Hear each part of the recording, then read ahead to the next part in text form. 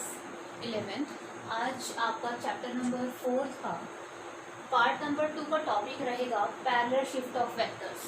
Previous video में हमने पढ़ा था टाइप्स ऑफ वेक्टर्स के बारे में, equal unequal different types of vectors के बारे में पढ़ा था। अब पढ़ते हैं parallel shift of vectors. Parallel shift of vectors क्यों यूज होता है और क्या है। देखिए आपको यहाँ दिखाई दे रहा होगा, मैंने यहाँ पे बहुत सारे केसेस बनाए हैं, फर्स्ट, सेकेंड, थर्ड, फोर्थ। दो वेक्टर्स के बीच के एंगल्स बनाए गए हैं और आपको देखो टेल से tail, head tail, head head और दो वेक्टर का एक हेड और एक टेल। ऐसा थोड़ी ना होता है कि कहीं भी आप एंगल मेजर कर लो। एक्चुअली यहाँ हम मेजर करना चाह रहे हैं एंगल बिटवीन टू वेक्टर्स। इस वीडियो में मैं आपको बताऊंगी कि दो वेक्टर्स के बीच का एंगल कैसे मेजर किया जाता है। ठीक है, जैसे हमने पढ़ तो लिया था कि पैरेलल वेक्टर्स वो वेक्टर्स होते हैं जिनके बीच का एंगल 0 होता है, एंटी पैरेलल वो होते हैं जिनमें एंगल 180 डिग्री होता है। तो एंगल कैसे मेजर करते हैं, आज का टॉपिक ये रहेगा पैरेलल शिफ्ट ऑफ वेक्टर्स। देखिए पैरेलल शिफ्ट का क्या मतलब है।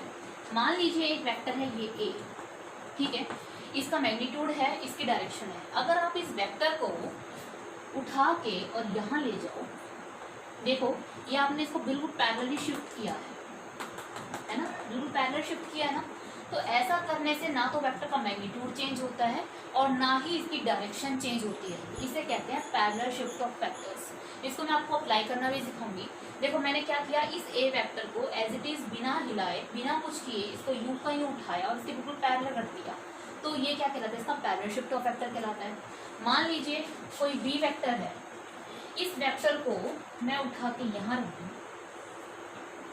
ठीक है, तो क्या मैंने इसका मैग्नीट्यूड चेंज किया, क्या मैंने इसकी डायरेक्शन चेंज की? नहीं। तो हम ऐसा कर सकते हैं। या फिर ऐसा भी हो सकता है, इस बी वेक्टर को उठा के और मैं इस तरह से रख दूं आगे की तरफ, ठीक है, तो ये भी एक किस्म से पैरेलल वेक्टर ही कहलाएगा। देखो दोनों सेम लाइन में है, एंगल 0 है, ठीक है, तो ये क्या कहलाएगा, ये भी पैरेलल शिफ्टिंग ही कहलाती है। आप वेक्टर को इस तरीके से उठाओ, या तो वो सेम लाइन में चला जाए या वो इस तरीके से हो कि वो एक दूसरे के क्या हो, पैरेलल, ठीक है, या ये हो, तो ये भी क्या कहलाएगा, आपकी पैरेलल शिफ्टिंग कहलाएगी। ठीक है, इसमें क्या करते हो आप, वेक्टर को आप इस तरीके से उठाओ, ना तो उसका मैग्नीट्यूड चेंज हो और ना ही उसकी डायरेक्शन चेंज हो। ठीक है, इसमें मैंने बी को उठा के उसी की सेम लाइन पे रख दिया, तो ये भी क्या कहलाती है, इसकी पैरेलल शिफ्टिंग कहलाती है। ठीक है, याद रखना एंगल हमेशा कैसे मेजर होता है, टेल टू टेल और हेड टू हेड। या तो हमेशा टेल टू टेल होगा या हमेशा हेड टू हेड होगा। ये चीज आपको हमेशा याद रखनी है। अगर आपको दो वेक्टर्स के बीच का एंगल निकालना है, या तो दो वेक्टर के टेल टू टेल के एंगल को मेजर करो या दो वेक्टर के हेड टू हेड को मेजर करो। देखो इसको अप्लाई करना सीखते हैं। पैरेलल शिफ्टिंग समझ में आया ना आपको, क्या क्या मैंने वेक्टर को उठा के सीधा एज इट इज रख दिया, तो ये आपकी क्या कहलाती है, पैरेलल शिफ्टिंग। इसमें हम क्या मेजर करते हैं, दो वेक्टर्स के बीच का एंगल, कैसे, टेल टू टेल और हेड टू हेड। देखिए इसको अप्लाई करते हैं।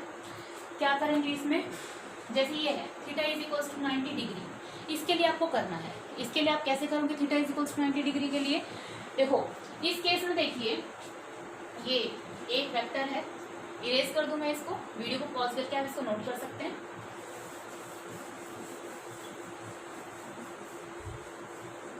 यहाँ देखो फर्स्ट केस में ए वेक्टर, ये बी वेक्टर, ये ए वेक्टर का टेल और ये इसका हेड, बी वेक्टर का टेल और ये हेड। तो टेल टू टेल के बीच का एंगल है, तो कितना होगा, थीटा इज इक्वल्स टू 90। इसमें मुझे कोई पैरेलल शिफ्टिंग की जरूरत नहीं पड़ी क्योंकि ये जो टेल के बीच का एंगल है।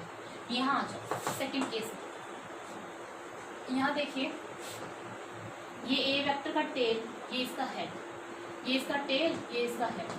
तो ऐसा तो पॉसिबल नहीं है ना, तो हमें इसकी पैरेलल शिफ्टिंग करनी पड़ेगी। क्या करो, बी वेक्टर को एज इट इज रख लो और इस ए वेक्टर को मैं उठा के और आगे की तरफ ले जाऊँ, यूँ ले जाऊँ, पूरा आगे की तरफ इस तरह से ले गई। पूरा एंगल कितने का होता है, 180 का।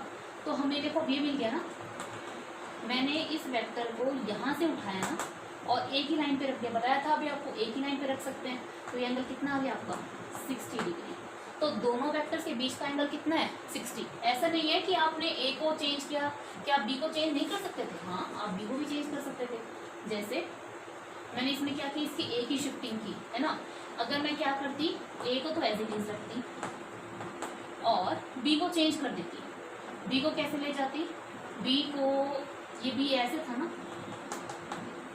बी आपका ऐसे था, यूं था। अगर मैं इस तरह से ले जाऊं, बी को इसी लाइन के थोड़ा पीछे की तरफ ले जाऊं, है ना, देख रहे हो, इसमें क्या हो गया, हेड टू हेड मिल गए। मैंने आपको बताया था टेल टू टेल या हेड टू हेड। पूरा एंगल कितना है ये 120, पूरा कितना हुआ 180, तो ये कितना आ गया आपका 60 डिग्री। तो चाहे आप शिफ्टिंग ए की करो, चाहे शिफ्टिंग आप बी की करो, है ना, तो आपको हमेशा एंगल कितना मिलेगा 60 डिग्री मिलेगा। बस आप याद रखना, या तो टेल टू टेल लेना या हेड टू हेड लेना, ठीक है। दो वेक्टर्स के बीच का एंगल कैसे मेजर किया जाता है, with the help of tail to tail और हेड टू हेड, ठीक है। इधर देखो हेड टू हेड मिल रहा है, कोई दिक्कत नहीं है, theta is equal to 60 degree, no changing, ठीक है। आपको अप्लाई करने की जरूरत नहीं है पैरेलल शिफ्टिंग। इधर आ जाओ, इधर देखो, इसका हेड इसका टेल, इसमें पैरेलल शिफ्टिंग की जरूरत पड़ेगी, ठीक है। इसमें मैंने ए वेक्टर को एज इट इज छोड़ दिया और बी को मैं थोड़ा आगे की तरफ ले गई भाई बी को आगे की तरफ, ठीक है। पहले बी आपका यूं था, ये एंगल आपको पूरा दे रखा था 150, पूरा होता है कितना 180, तो ये कितना आ गया आपका 30 डिग्री। तो थीटा कितना हो गया आपका 30 डिग्री। मैंने ए को शिफ्ट किया, क्या मैं बी को शिफ्ट नहीं कर सकती? बी को आपके बार एज इट इज रखो, ए को शिफ्ट कर दो, ए को पीछे की तरफ ले आओ, तो भी थीटा कितना आएगा आपका 30 डिग्री। समझ में आया कि पैरेलल शिफ्टिंग का फिजिकल मीनिंग क्या है? पैरेलल शिफ्टिंग की सहायता से आप किसी भी दो वेक्टर्स के बीच का एंगल निकाल सकते हो, या तो टेल टू टेल मेजर करके या हेड टू हेड मेजर करके, ठीक है। बस ये याद रखना, या तो आपको टेल टू टेल जाना है, आपको पैरेलल शिफ्टिंग करनी है, या तो पैरेलली शिफ्ट कर दो या लाइन के आगे पीछे शिफ्ट कर दो, कोई प्रॉब्लम नहीं है। इस तरह से आप पैरेलल शिफ्टिंग अप्लाई कर सकते हो। स्टूडेंट्स वीडियो को पॉज करके इसको अच्छे से नोट कीजिए पहले। ओके स्टूडेंट्स, बेटा ये क्वेश्चन देखिए, एक वेक्टर दे रखा है ये बी, सी और डी, 30 डिग्री और 60 डिग्री के बीच का एंगल दे रखा है। आपको एंगल निकालना है डिफरेंट पेयर, किसी के बीच में पूछ ले, A B, B C, A C, A D, किसी के बीच में भी पूछ ले, तो आप इसको कैसे अप्लाई करेंगे आपको ये देखना है।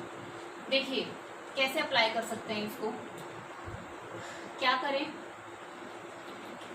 इस वेक्टर को आप शिफ्ट कर दीजिए आगे की तरफ, ये आपका बी वेक्टर, इसको आपने शिफ्ट कर दिया पैरेलल शिफ्टिंग से ए, और ये आपका डी और ये आपका सी। ए और बी तो आपको दिख रहा है थीटा 90, ए और सी ये देखो, ये तो दे ही रखा था आपको 30, ये भी दे रखा था आपको सी 60, 60 और 30 90, पूरा 180 होता है, तो ये बचा कितना 90 डिग्री। देखिए अब आप क्वेश्चन आंसर दे सकते हैं, what is the angle between A and B 90 degree, what is the angle between A and C 30 degree, what is the angle between B and C, B और सी के बीच का angle 90 और 30 120, what is the angle between A and D, A and D, A और D, A और D के बीच का angle 120।